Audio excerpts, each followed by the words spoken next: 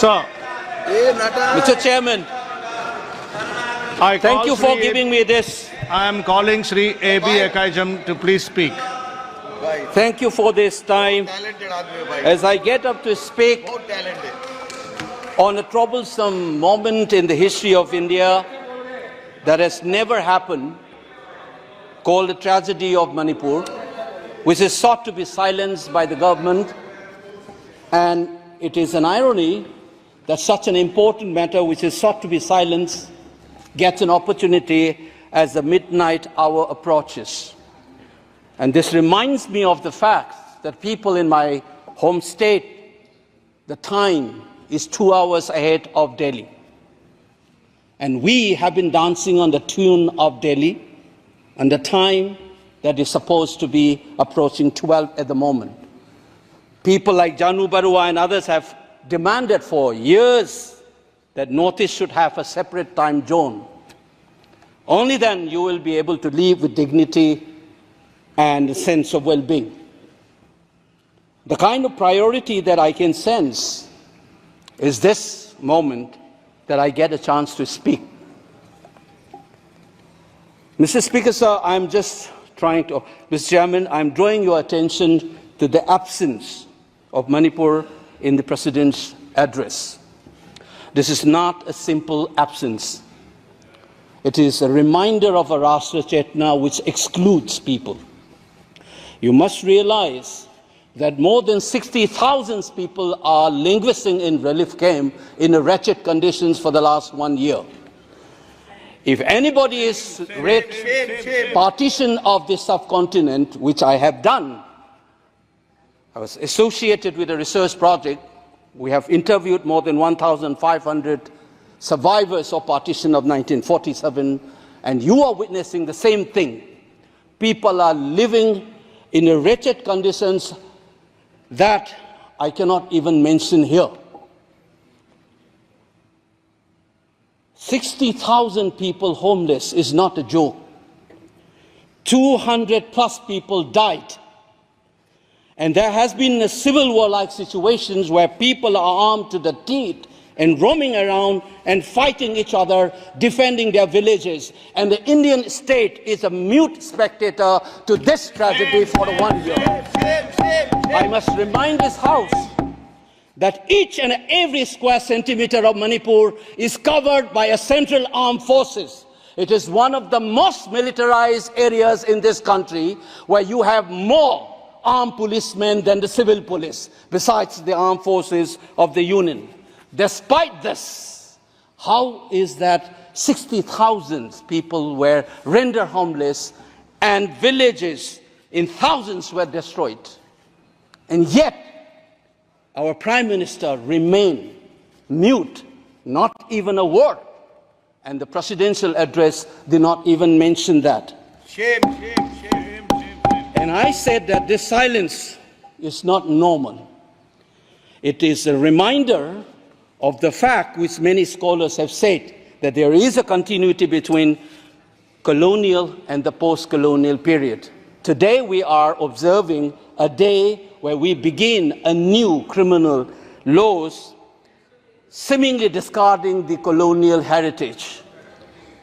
But as Ashish Nandi says, colonialism is a state of mind. It is a psychological phenomenon. It is an outlook, the way you look at the people, the way you look at the world. And the fact that this continuity is shown by neglecting the tragedy of a state, which is the 19th state of the Union. It is amazing to see that I get an opportunity as the midnight hour approaches to register this anguish and this hurt of the denial that this country has meted out to its own citizens in the state of Manipur. I must ask these questions to the House. Is this silence communicating to the people of the Northeast, and Manipur in particular, that you don't matter in the Indian state scheme of things? Major Laisam Jotin, who was awarded Ashok Chakra while grappling with suicide bomber, was a Manipuri, who was awarded Ashok Chakra you are dishonoring his own state. Major Angomcha, who was awarded Veer Chakra while fighting for this country and doing his duty as a part of the peacekeeping force in Sri Lanka in 1987, you are dishonoring this man. You are dishonoring the likes of the youths who hold the tricolor in international platforms. The likes of Mary Kom, Sarita Kunjarani, and Mirabai Chanu. You are saying that you don't matter in this country. Your state doesn't matter in this country. You are also saying that the likes of Ratan Tiam, the icon of the culture of this country, Harivam Sham Sarma, don't matter in this country. If you have an iota of concern for this state, there would not have been a silence. There would not have been a silence in this house, nor in the presidential address.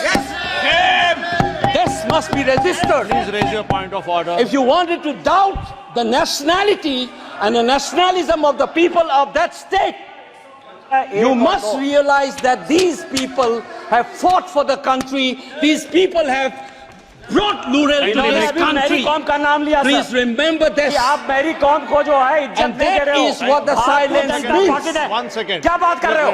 And I am telling you गलत नहीं हो this. सकता है. मेरी कौम को हमने member of parliament बनाया. भारतीय जनता पार्टी ने मेंबर ऑफ पार्लियामेंट बनाया. हमने कैसे नहीं इज्जत दी मणिपुर को? मणिपुर को स्पोर्ट्स यूनिवर्सिटी दिया. और आपसा जो है, मैं एक ऐसा आदमी हूं कि मेरे मामा को मणिपुर में गोली लगी. वो सीआरपीएफ के डीआईजी थे. इनको शहीद नहीं पता है. और 1956 में पहला आपसा मणिपुर में लगा. और 1956 से आज तक कांग्रेस के कारण मणिपुर की यह स्थिति है. 5 years after independence, can you negate this fact? We are talking about the inclusion of the Northeast history after 75 years. That's a classic exclusion. India was an anthropological subject, not a historical subject in the eyes of the colonial forces. And today, the Northeast remains outside of the history of the Indian history textbook. That is why you treat them as the other. And that's the silence. And the silence on the Manipur tragedy is not unique. It is a reflection of this general continuity of the colonial in the post-colonial. It is sad to see a nationalist party like the BJP will feel comfortable with this silence on the tragedy of Manipur. Keep your hands on your heart and think about the 60,000 people who are linguistic in relief camps. And those mothers, those widows, think of them. And then you talk about nationalism. Point is made. He made Only his point. then we will understand what this tragedy means.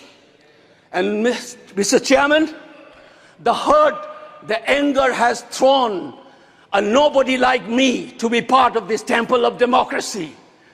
Beating the BJP cabinet minister, think about the pain. If you hear an anxiety, anguish, and a pain in my voice, please go back and see those 60,000 people linguisting in the relief camp. Don't talk about partition remembrance till you bring that. I would keep quiet the moment the Prime Minister opened his mouth and the Nationalist Party says that Manipur is part of India and we care for the people of that state. Only then I will accept what is nationalism in our face. Thank you, Mr. Chairman.